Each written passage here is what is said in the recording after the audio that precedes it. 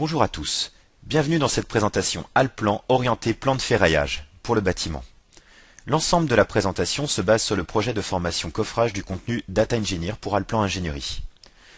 Nous verrons dans cette présentation la récupération d'un modèle BIM Allplan dans le logiciel de calcul SciEngineer grâce au format ISO IFC. Puis la récupération du ferraillage de principe provenant du calcul en IFC dans Allplan en retour. Ensuite, nous verrons comment nous ferraillons un pieu avec les fonctions de ferraillage 3D d'Allplan standard. Une partie paramétrique sera abordée avec une semelle ainsi qu'une répartition d'acier à inertie variable. Enfin, nous verrons toute la partie nomenclature automatique d'un BIM ferraillé en 3D ainsi que la détection des collisions.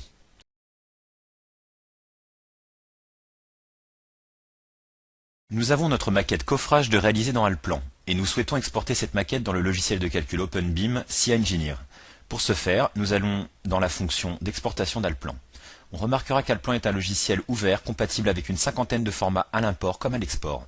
On se choisit l'export IFC, le bâtiment et les niveaux à exporter, ainsi que les objets BIM IFC à récupérer.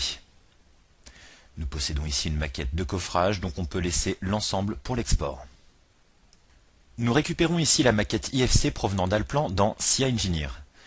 Tous les objets sont récupérés, les voiles, les dalles, les poteaux, les poutres, ainsi que toutes les ouvertures. Après un travail de raccordement des nœuds simplifié dans SciEngineer avec les outils BIM Structure to Analysis, on réalise le modèle analytique. Puis, dans le module des charges, nous venons réaliser les combinaisons de cas de charge à l'ELS et à l'ELU, nécessaires à la réalisation du calcul.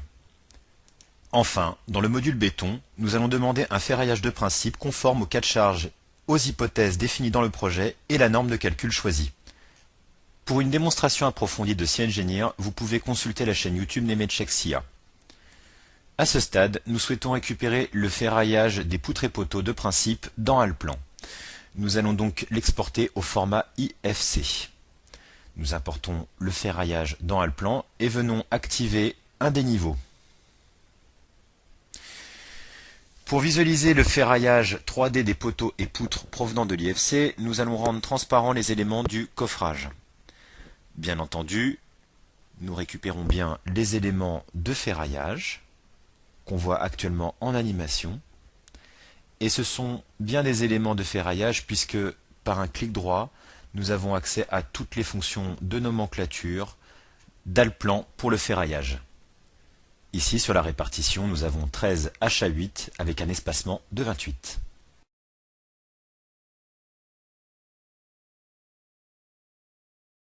Nous allons maintenant aborder le ferraillage direct dans Allplan à partir d'éléments de coffrage.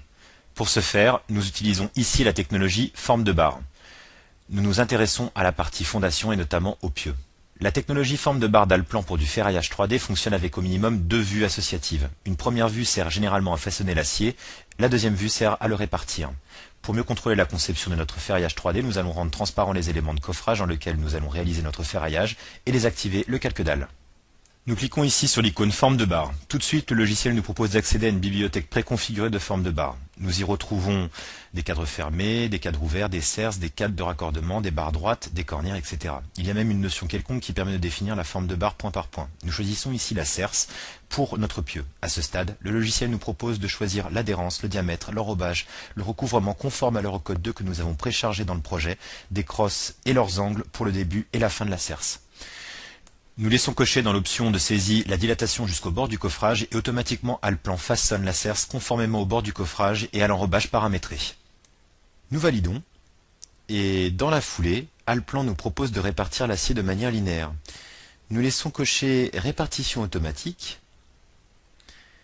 et dans la palette de paramètres de répartition, nous pouvons notamment définir les enrobages de départ et de fin de répartition, les quantités ou les espacements.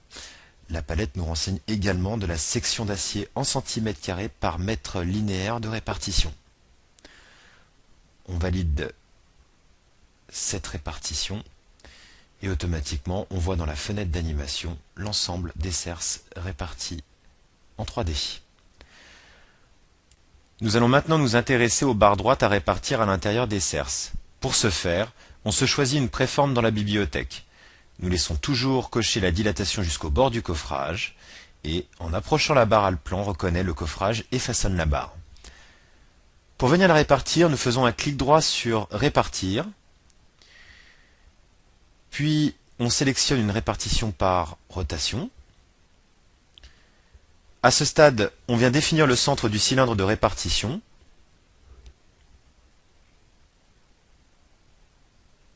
Un cercle de répartition dans lequel on vient définir le départ et l'arrivée, donc pratique pour une répartition partielle le long d'un cercle. Nous laissons le paramètre aligné car la position de la barre au stade du façonnage était correcte et automatiquement la répartition radiale s'effectue. On peut revenir sur des valeurs de quantité ou d'espacement, toujours la valeur de section d'acier globale pour le contrôle et on peut choisir une répartition multiligne si cela s'avère nécessaire.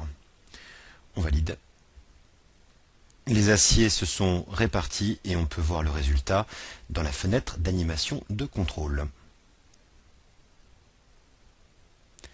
Pour finir cette session sur le ferraillage direct, nous allons nous intéresser au ferraillage circulaire. Plus particulièrement, nous allons nous intéresser au ferraillage hélicoïdal. Dans la fenêtre de paramétrage, on peut venir se définir plusieurs zones de nombre de tours par linéaire de répartition, différents enrobages le long de la répartition, un enrobage de début et un enrobage de fin pour la répartition, bien sûr toujours les diamètres et les différents éléments qui ont été traduits lorsqu'on est venu charger la norme Eurocode 2. On définit bien sûr l'axe du cylindre et la répartition et automatiquement le logiciel est venu nous faire une répartition d'acier hélicoïdal, comme on peut le voir dans la fenêtre d'animation de contrôle.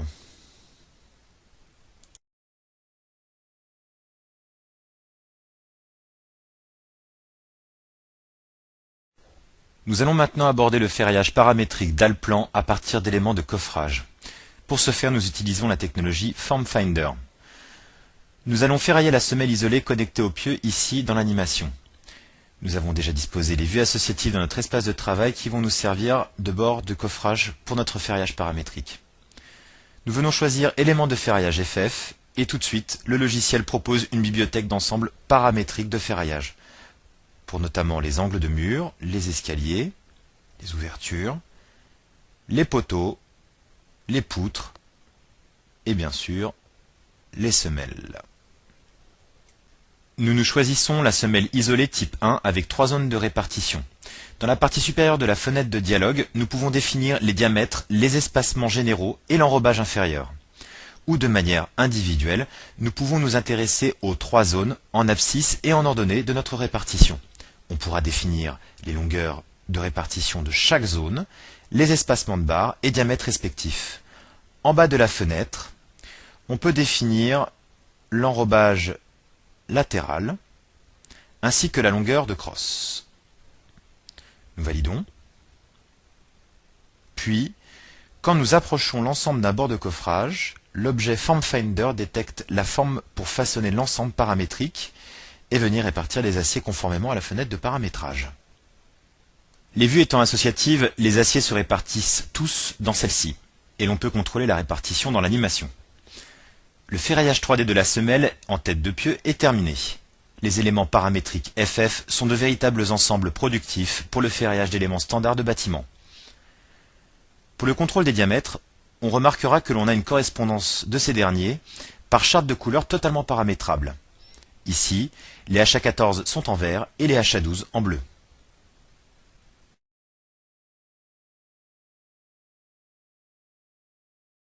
Nous allons nous intéresser dans cette session à une répartition d'un cadre ouvert le long d'une semelle à inertie variable. La première fonctionnalité démontrée est qu'Alplan est à la fois un logiciel paramétrique donc puissant à la création et à la modification, mais également un logiciel de dessin pour ces objets BIM, donc très souple à la modification. Cela signifie que les fonctions de modification de dessin sont opérantes sur les objets paramétriques.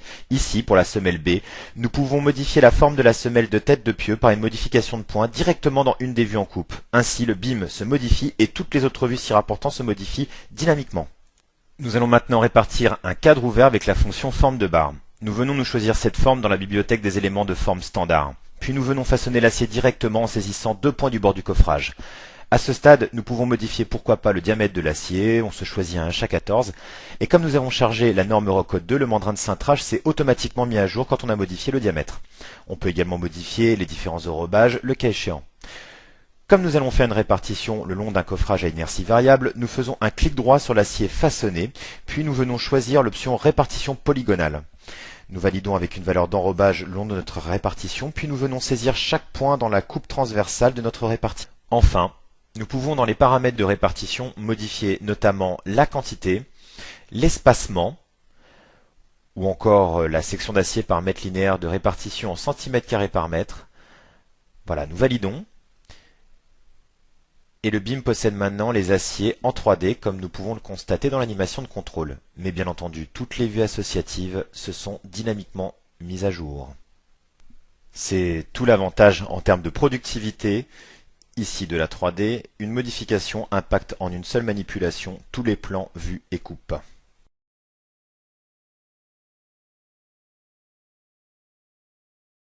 Nous avons terminé la modélisation de nos aciers pour les plans de ferraillage. Maintenant, nous allons voir tout le gain de temps qu'Alplan va offrir à l'exploitation de la maquette numérique pour la notation des armatures.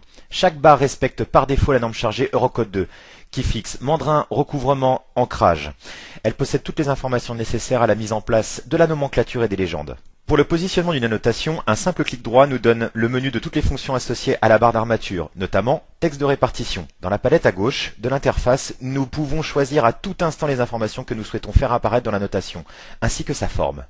Notamment, nous allons contrôler personnalisation graphique de la flèche, numéro de position que l'on peut changer à tout instant, la position du numéro de l'acier sur la notation, les quantités, les diamètres, l'adhérence, l'espacement, les longueurs d'acier, les schémas de façonnage. On peut même ajouter du texte à la main. L'avantage de la notation est qu'elle est associative. Si l'on modifie le diamètre, le façonnage ou la répartition, cela mettra à jour automatiquement toutes les nomenclatures associées. Si nous les sélectionnons, nous pouvons décider également de faire apparaître ou disparaître des informations dans la sélection. Prenons ici deux annotations, puis nous faisons apparaître dans la palette de gauche les éléments que l'on souhaite faire apparaître. Donc ici le schéma de façonnage et l'espacement que l'on décoche pour les faire disparaître afin que les deux nomenclatures soient homogènes. Au niveau d'une répartition, nous pouvons également coter avec texte de répartition. C'est toujours très simple, un clic droit sur la répartition que l'on souhaite coter et dans la palette à gauche, on va pouvoir cocher ou décocher les informations que l'on souhaite faire apparaître. À savoir notamment le numéro de position, la quantité, le diamètre, l'espacement, l'adhérence, bref, exactement les mêmes informations que pour la nomenclature. Nous venons de réaliser un peigne, mais on peut également paramétrer la sortie sous forme de cote, ou en dépliant également. On peut personnaliser le nombre de flèches qui la composent. Donc ici on en fait apparaître deux. On voit la position qui s'optimise à chaque fois qu'on vient positionner le numéro de position. Voilà. En termes de personnalisation, la technologie est très souple, simple et rapide de modification. Car bien entendu, dynamiquement lié au dessin. C'est tout l'avantage d'un logiciel BIM. Sur des plans de ferraillage, le nombre de barres peut très vite charger le plan et il est important de pouvoir faire afficher les barres qu'il semble nécessaires pour une meilleure lecture. Dans Alplan, c'est très simple et toujours la même chose. Un clic droit sur un des aciers répartis nous donne accès à la fonction modifier la représentation d'une répartition. Cette fonction permet de représenter seulement la barre du milieu d'une répartition ou encore de représenter des barres que nous pouvons sélectionner. Encore une force du BIM, c'est la possibilité de créer la liste des nomenclatures avec leur façonnage associé. Encore une fois, cette technologie est associative, c'est-à-dire que toute modification de la répartition engendrera la modification du tableau. Ces légendes sont totalement personnalisables. Dans l'exemple, nous avons une répartition d'acier sur une inertie variable. Encore une fois, un simple clic droit et on choisit schéma global, les informations que l'on souhaite faire apparaître et nous obtenons le tableau détaillé. Toujours avec un simple clic droit, on peut également sortir un schéma de façonnage. Représentation et informations sont encore entièrement personnalisables. Et bien entendu, ce schéma est dynamiquement lié au projet. Autrement dit, si nous modifions le façonnage avec les poignées sur le schéma, le BIM se met à jour. Comme on peut le voir ici dans la fenêtre d'animation de contrôle, ou sur la vue associative. Également, les nomenclatures et légendes se mettent à jour. Un autre avantage du ferraillage 3D réside dans le contrôle des collisions. En effet, une fois notre BIM ferraillage réalisé, nous activons le contrôle de collision, puis nous sélectionnons la zone sur laquelle nous souhaitons réaliser le contrôle. Alplan ici nous indique qu'il y a 2 collisions que nous voyons dans la fenêtre d'animation de contrôle. Il suffit de déplacer les barres pour résoudre le problème. La 3D du BIM ferraillage permet un meilleur contrôle en phase projet.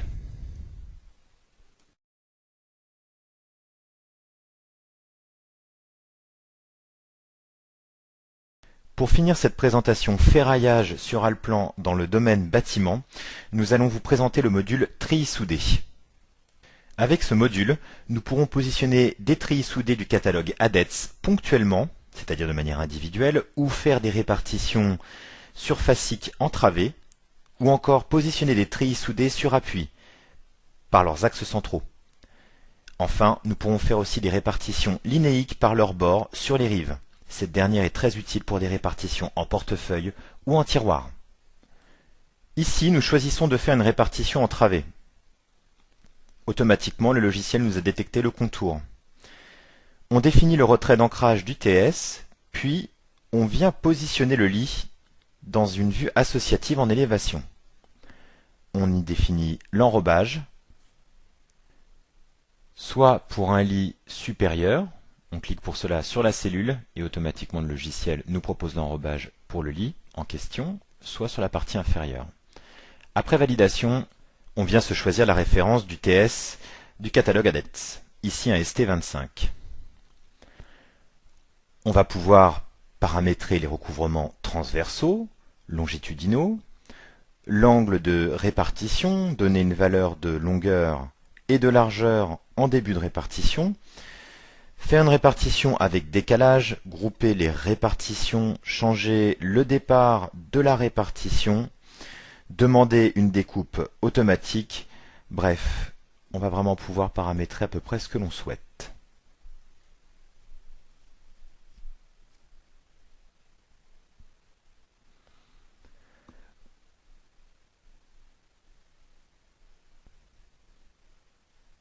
Et après validation, on voit tout de suite la répartition de nos treillis soudés dans les vues associatives ainsi que dans l'animation de contrôle.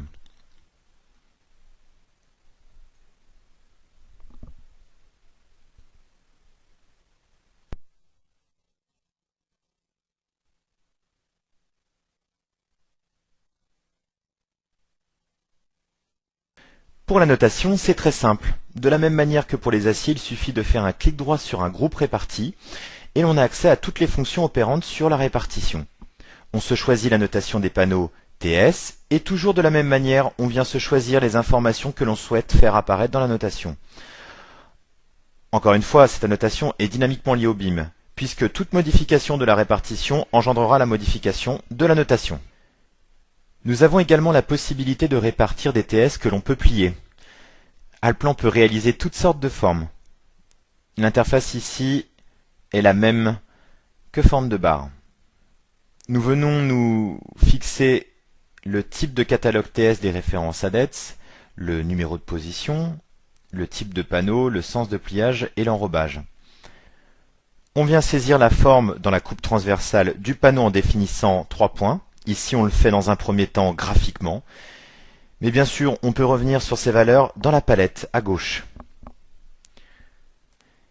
Ici, nous laissons la valeur longueur de segment à 0,30, puis on valide.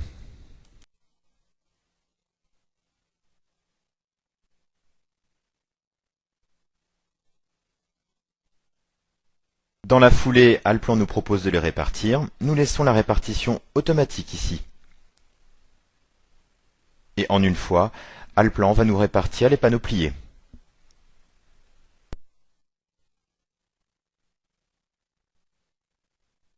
Enfin, toujours un avantage du BIM ferraillage, nous allons pouvoir générer automatiquement toute la liste des TS en y intégrant les découpes. Ainsi, on peut savoir le nombre de TS nécessaires pour nos différentes répartitions, avec une optimisation des découpes pour l'ensemble de nos répartitions, afin de faire la commande minimum.